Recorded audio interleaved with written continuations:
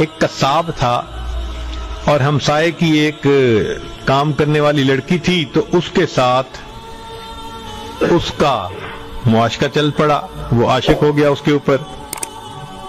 اب اس لڑکی کو گھر والوں نے کسی کام کے لیے دوسری بستی کی طرف بھیجا، تو قدرتاً مغرب کے بعد کا وقت تھا، یہ پیچھے پیچھے تھا، اس بندے نے اس کا پیچھا کیا، فراودہا عن نفسہا، اور اس کو تنہائی میں دیکھ کے اندھیرے میں پھسلایا، گناہ پہ مائل کیا۔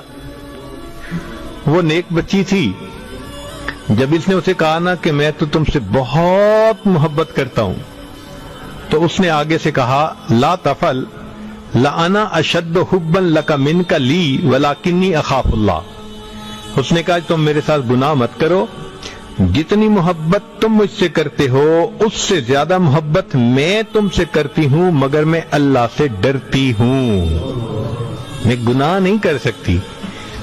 اس کے اخلاص والے الفاظ تھے کہ اللہ نے اس نوجوان کے دل میں یہ بات اتار دی کہ یہ اللہ سے اتنا ڈرتی ہے تو میں کیوں نہ ڈروں۔ چنانچہ اس نے توبہ کی نیت کر لی اور کہا کہ میں چلتا ہوں، فلاں بستی میں علماء بستے ہیں، ان کے پاس جاؤں گا، علم سیکھوں گا، نیک بن جاؤں گا۔ گرمی کا موسم تھا، سخت گرمی تھی، لمبے دن تھے، سفر پہ پیدل چل پڑا۔ راستے میں اسے ایک بڑے میاں ملے، تو بڑے میاں نے اس سے پوچھا کہاں جانا ہے؟ اس نے کہا فلاں جگہ۔ آپ نے کہاں جانا ہے؟ فلاں جگہ۔ تو بستیاں قریب قریب تھیں۔ انہوں نے کہا بھئی دیکھو 3 دن کا سفر ہے، تو ہم دونوں مل کے کر لیتے ہیں، اکٹھا چلیں گے، اکٹھا رکیں گے، تنہائی بھی نہیں ہوگی، سفر بھی ذرا کٹ جائے گا۔ بہت اچھا۔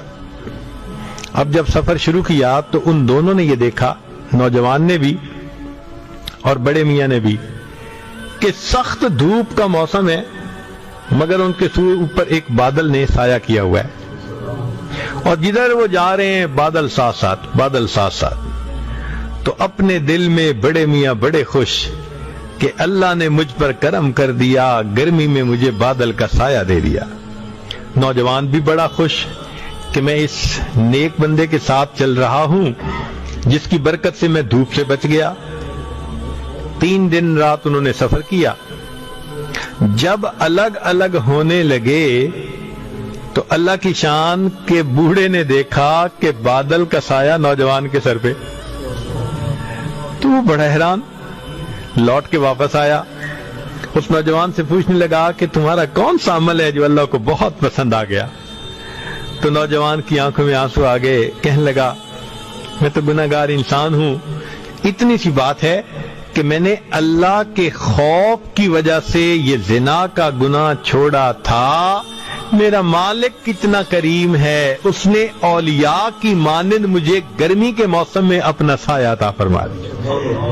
تو جو دنیا میں بادلوں کے سایہ عطا فرماتا ہے، وہ پروردگار جنت قیامت میں اپنے عرش کا سایہ عطا فرما دے۔ تو اللہ کے لیے جب بندہ گناہ چھوڑتا ہے لازماً اس کو اس کا اجر ملتا ہے۔ یہ ممکن ہی نہیں کہ اللہ تعالیٰ اس کو ریٹرن نہ دیں اس بندے کو۔ تو اس لیے ہمیں چاہیے کہ ہم اپنے گناہوں سے توبہ کریں۔